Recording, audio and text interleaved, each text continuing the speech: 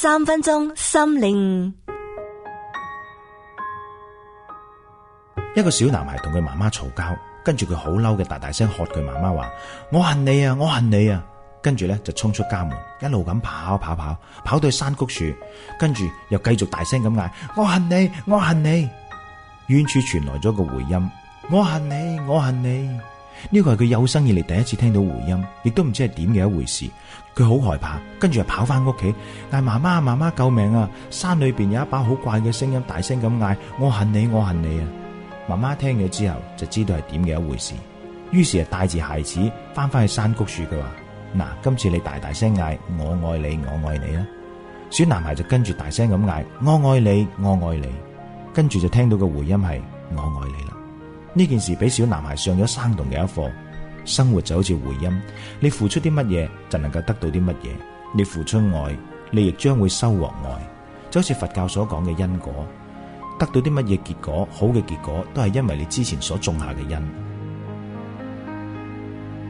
George 係華盛頓一間保險公司嘅銷售人員，佢每次咧都為佢女友買花，好錫佢女友。每次買花，佢都係幫襯同一間花店，而花店嘅老闆就叫做 Ben。久而久之，佢同 Ben 就建立咗友誼，成為好朋友啦。後來 George 因為客戶理賠咗一筆保險費，被莫名其妙嘅控告以欺詐案而要坐監。一坐就要坐上10年。呢個消息出咗之後，佢女朋友聽到就離開咗佢。George 過住沮喪冇光明嘅日子，佢對未來一啲信心都冇。佢喺監獄裏邊鬱鬱不悶咁過咗頭幾個月，就已經幾乎要發瘋。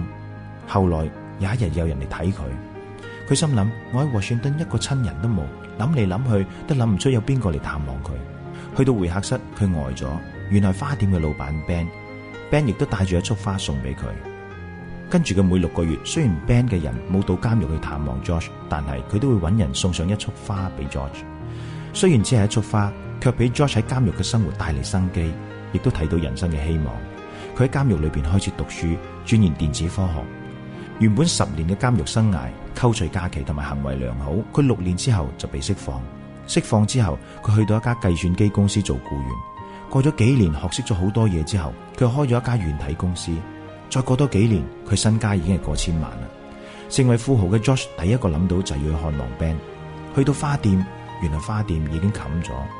打探之下，原來佢2年前已經破產，一家人貧困潦倒，搬翻去鄉下住。於是 George 就計劃將 Ben 一家人接翻嚟，買咗一棟樓俾佢，又喺公司裏邊留咗一個位置俾佢翻工。George 話：就係因為你每年嘅2束花，使我留戀人世，感覺到愛同溫暖，給我戰勝厄運嘅勇氣。無論我為你做啲乜嘢，都唔能夠回報當年你對我嘅幫助。跟住 George 仲同 Ben 講：我用你嘅名義捐咗一筆錢俾慈善機構，讓天下所有不幸嘅人都感受到你博大嘅愛心。後來 George 就捐咗一大筆錢出嚟，成立咗 Washington Ben 陌生人愛心基金會。奉獻愛心就係每個人好容易做到嘅事情。一句話，一個微笑，甚至係一束嘅花，都已經係好足夠啦。有時候你一個愛心舉動，不經意嘅舉動，就能夠幫助別人走出困境，同時亦為自己嘅美麗人生添加色彩，何樂而不為呢？